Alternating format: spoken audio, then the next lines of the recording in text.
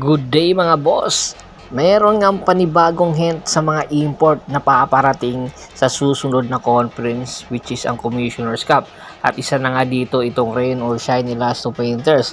Ayon nga sa isang ulat, tatlo daw ang pinagpipilian na import ng Rain or Shine Elasto Painters. At ito nga yung number 1 na option ng Elasto Painters. Ito nga ang import na ito ay si Tyler Stone. Opo, 2014 NBA undrafted, ang height neto 6'8". Malajamorant po ang galawan neto at yung kanyang shooting skills para Kevin Durant naman po. Hindi nga lang po nabigyan ng pagkakataon na makapaglaro sa NBA, pero sa Europa po nagpalipat-lipat na po ito simula noong 2014 hanggang sa kasalukuyan. At sa huli nga netong stint sa Portuguese League ay nagkaroon po ito ng kampyonato. Alam nyo ba na nakapaglaro na ito dito sa PBA pero hindi po official at ang SMB nga po ang kumuha sa kanya? Opo, itong si Tyler Stone ay nagkaging import po ng SMB sa mga nakaraan Commissioner's Cup pero hindi po nakapaglaro dahil nga iniwan neto ang SMB dahil sa isang kadahilanan. Noong time na kinuha ito ng SMB ay nanganak po ang kanyang asawa dahilan para hindi siya maituloy. At ang naging kapalit niya noong time na yon ay si Ivan Aska. Naaalala nyo ba siya?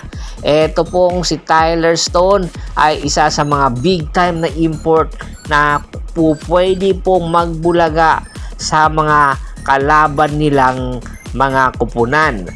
Ito nga ang gusto na kunin na import ng Rain or Shine Elasto Painters, lalong-lalo na itong si Coach Yao dahil meron po itong shooting skills, driving skills. Kung one-on-one, meron din po. Meron shot blocking ability, meron passing ability na badly needed po ng Rain or Shine. Kaya aabangan natin ang import na ito. Samantala, ito naman si CJ Cancino. Matapos nga ang kanyang magandang performance sa nakaraan Philippine Cup, marami po ang nagka-interest na kupunan para kunin itong si CJ Cancino. Opo, dahil sa kanyang performance sa 23 points, 6 rebounds at 4 assists laban sa tropang Giga, nagka-interest itong Barangay Ginebra San Miguel na kunin ito dahil napakalaki ng potensyal na magiging superstar itong si CJ Cancino kung makukuha ito ng Barangay Ginebra San Miguel sa kanyang kakayahan na meron defending ability, shot blocking ability.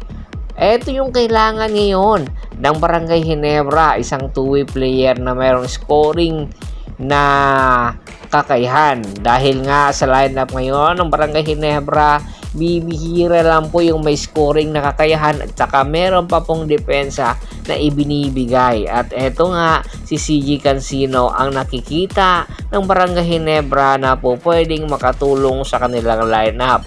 Ayon sa isang ulat, yung negotiation na nagaganap ngayon between Barangay Ginebra at ng Meralco Bolts ay meron din evolving na point guard ng Barangay Ginebra San Miguel.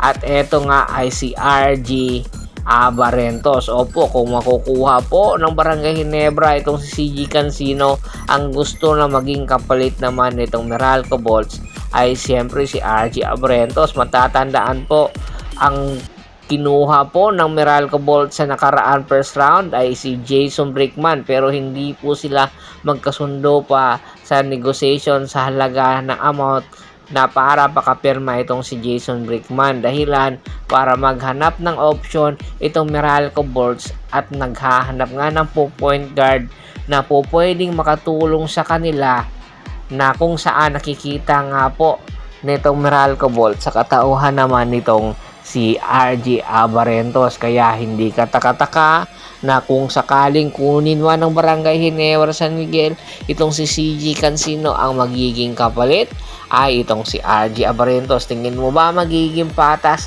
kung ito ang magiging kapalit? Komento na sa baba ng video at pag-usapan natin yan. Once again, this is Percival Monteron at your service. Don't forget to subscribe my sports channel at don't forget to click the notification bell button para po maging updated palagi sa kwentuhan. At bago pa natin tapusin ang ating kwentuhan, shoutout muna tayo sa ating mga solid na followers na lagi pong sumusuporta sa atin.